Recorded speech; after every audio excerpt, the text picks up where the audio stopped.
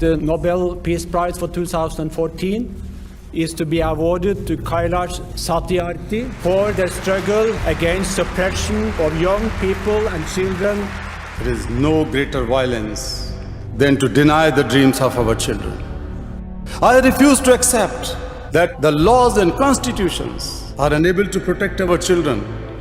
Today is the time for every child to have the right to life. I refuse to accept that the shackles of slavery can ever be more stronger than the quest for freedom. I refuse to accept here.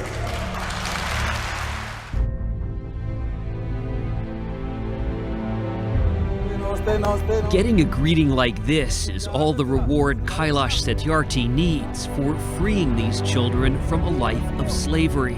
He tries to give these kids the childhood they missed. Do you think these kids see you as a Nobel Peace Prize winner? No, I don't think they see me as friend or brother or something like father.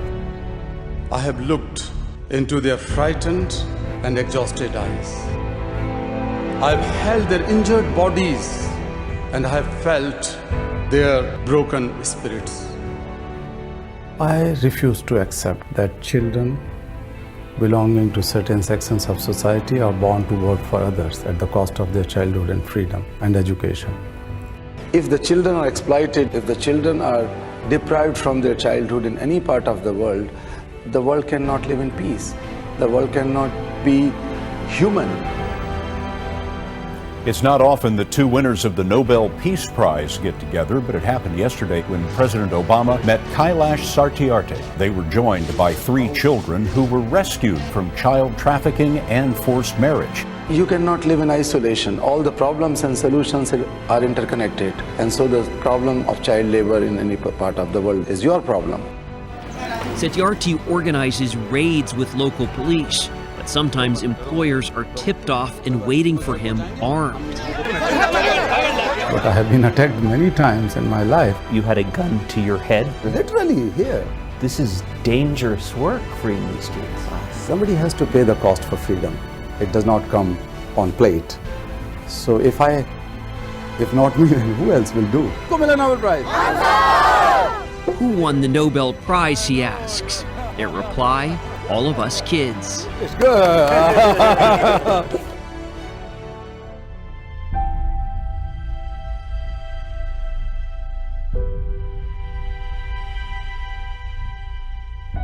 Every single minute matters. Every single child matters. Every single childhood matters.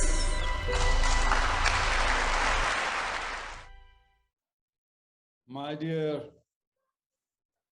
brother, President Horta, dear young friends, I can see not just smiling, but shining faces of Moses and Anarita and many more. And that brings light not only in my heart and soul, but your shining brings light in the world. President Horta is one of the finest human beings and one of the wisest statesmen whom I came across. And he always inspires and guides me as a big brother. Dear friends, when I join the group of young friends like you, I am more confident that whatever problems we are facing in the world, the solutions are here. The solutions are young people.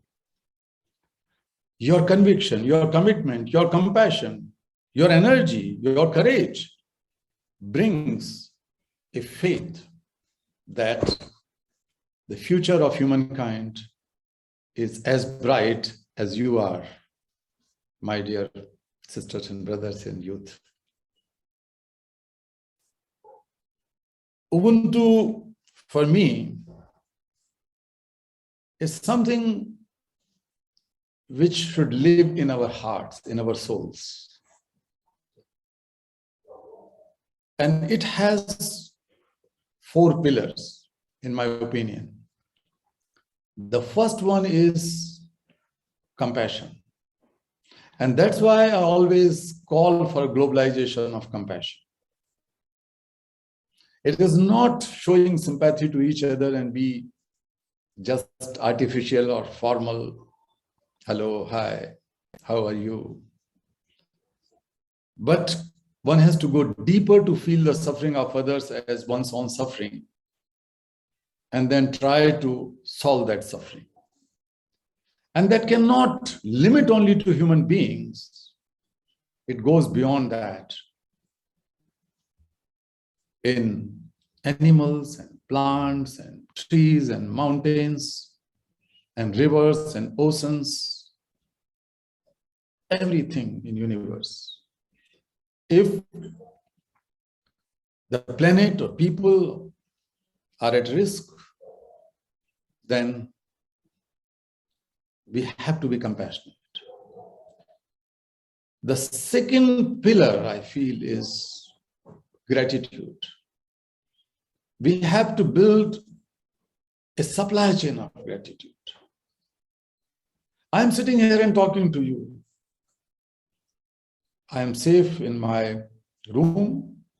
This is in fact a place what we call Balashram, or rehabilitation, education and leadership building for the young people who are freed from slavery and trafficking. So I feel safe.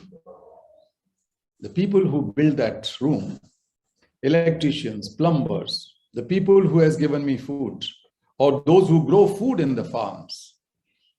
I'm sitting here and wearing those clothes.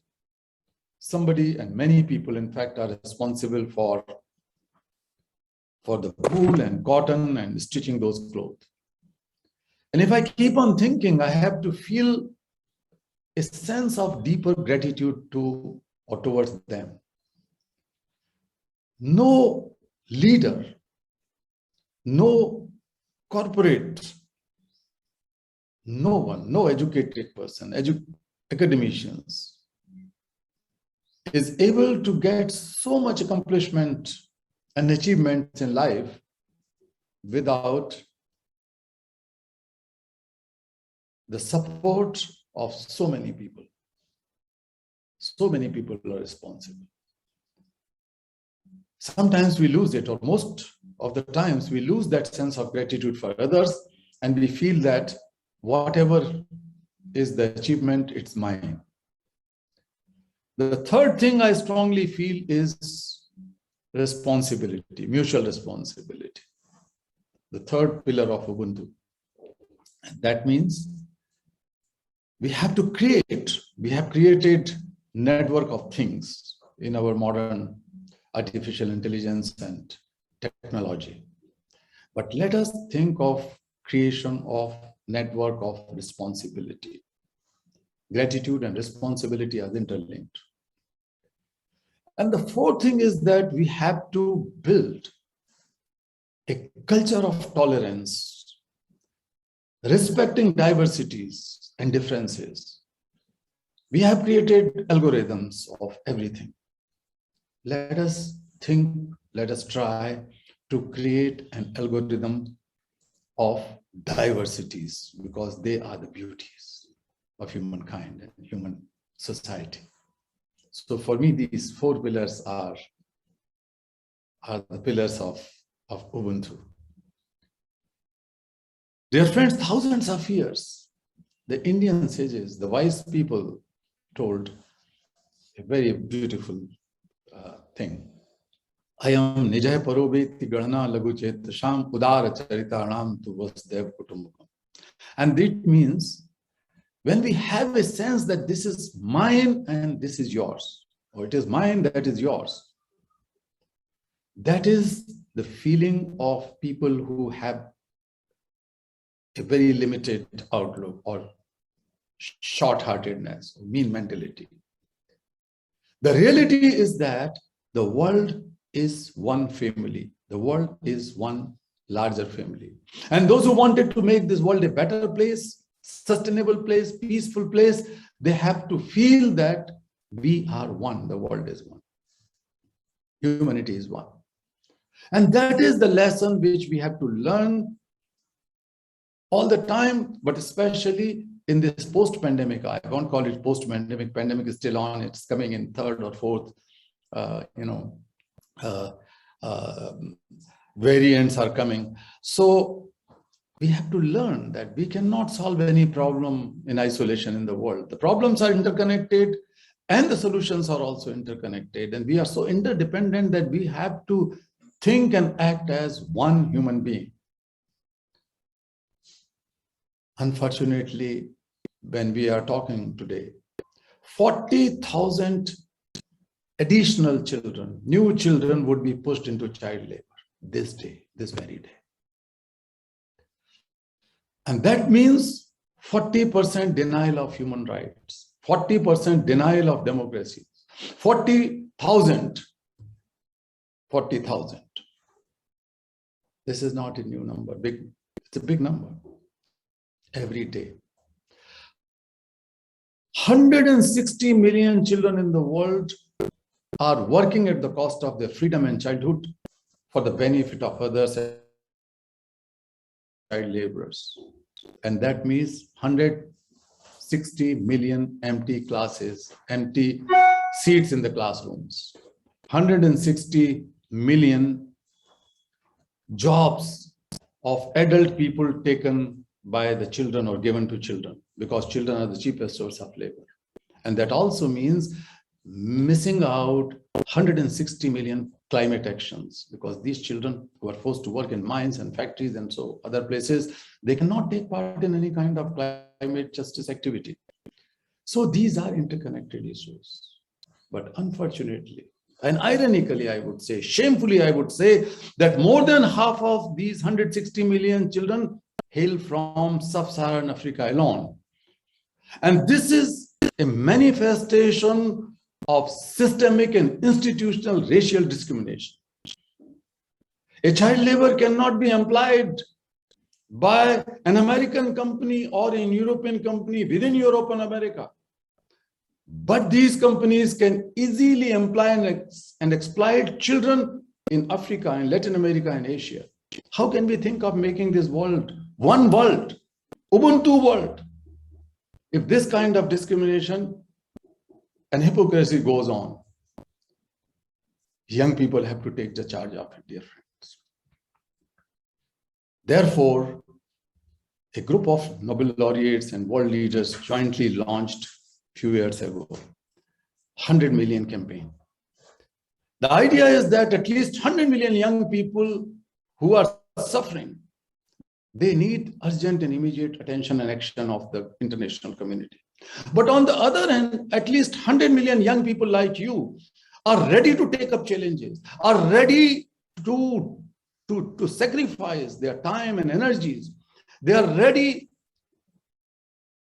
to do every possible thing for people and planet, for democracies and equalities and justice in the world.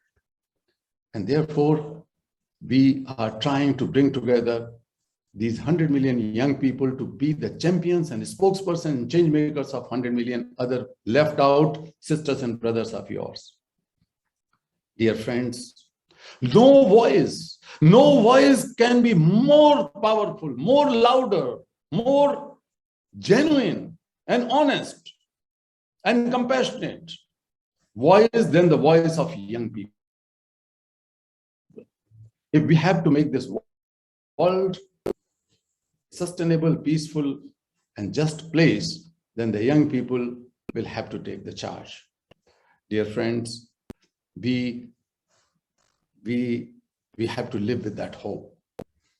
As President Horta said, that ups and downs comes in the history of humankind. And this is the human progress, as he said. This is the evolution towards freedom and a newer world. And when I see youth in India and elsewhere in the world,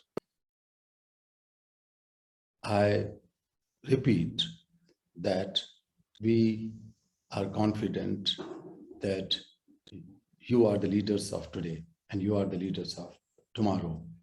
we are with you and we will follow you.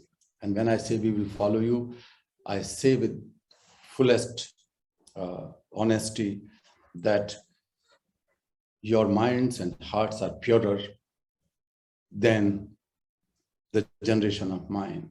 We have so many considerations, but you don't have those considerations.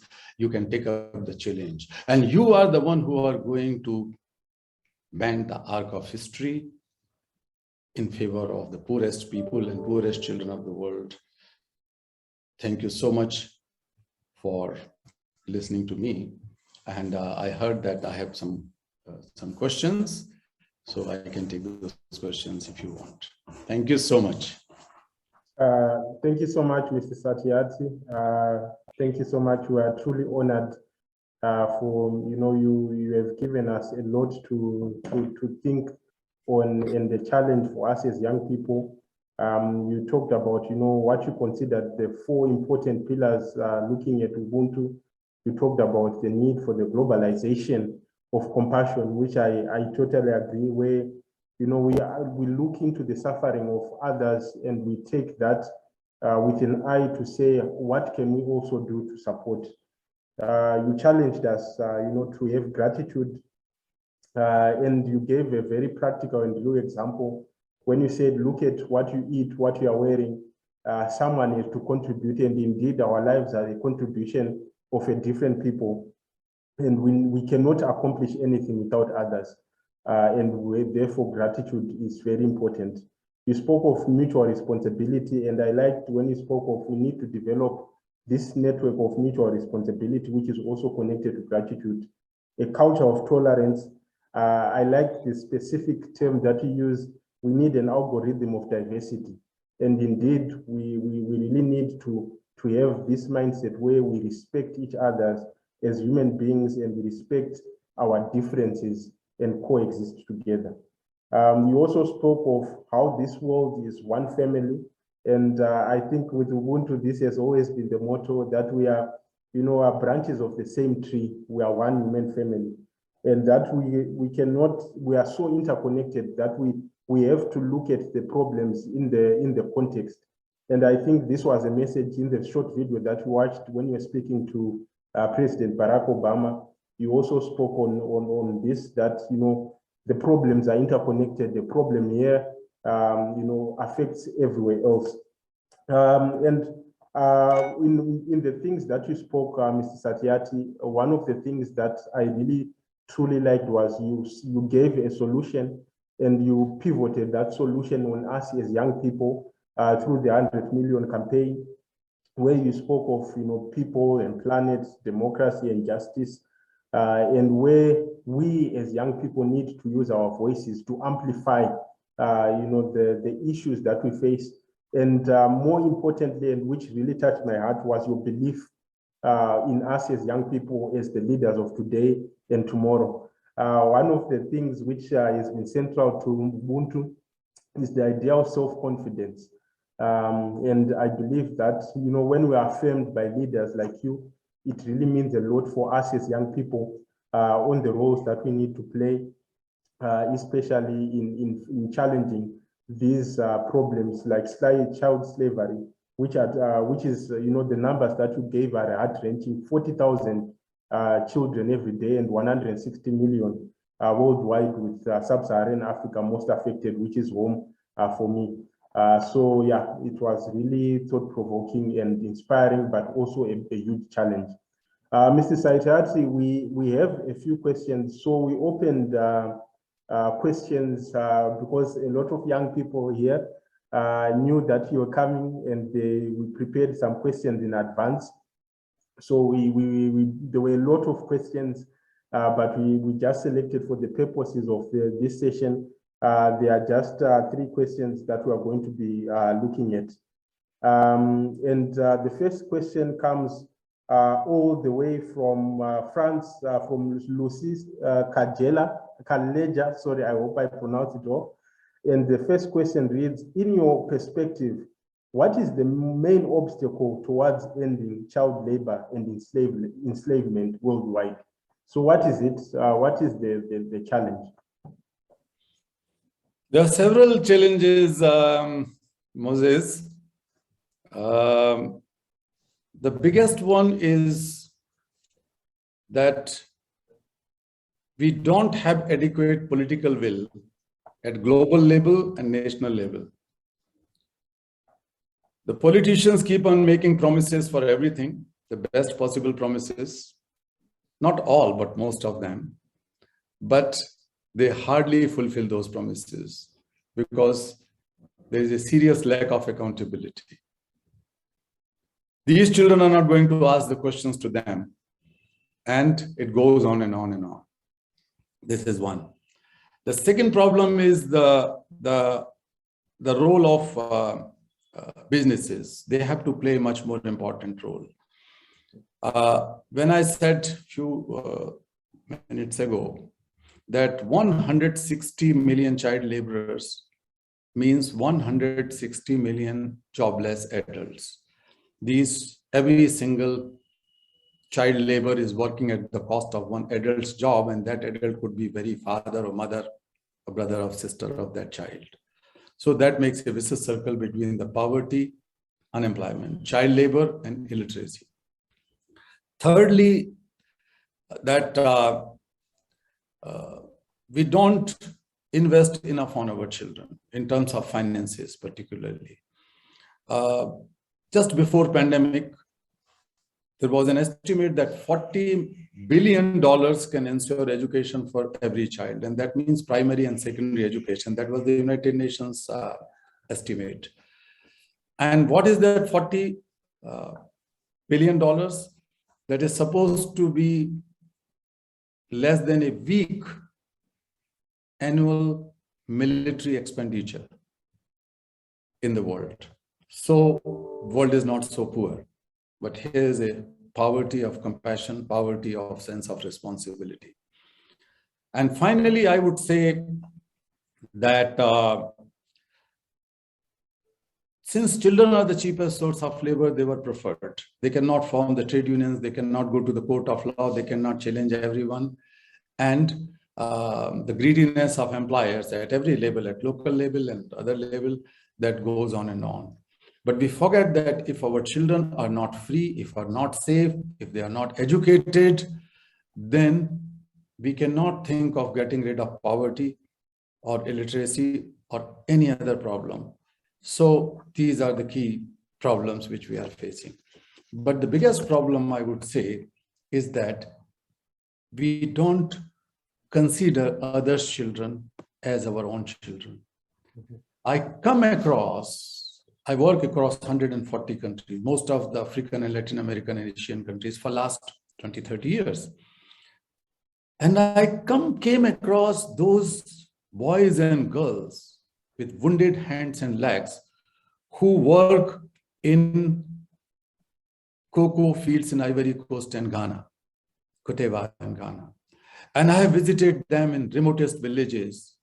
And I was shocked to see when I asked to some of those children that, how do you like chocolate? Because this cocoa is the core ingredient of chocolate. And these children have never heard the name of chocolate. They have never tasted chocolate in their life. And I felt ashamed that what kind of world we have made.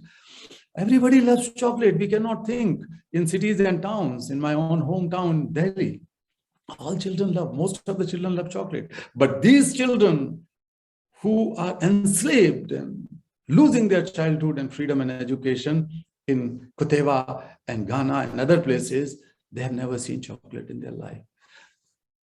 They are my children. They are your sisters, your brothers. They are our children.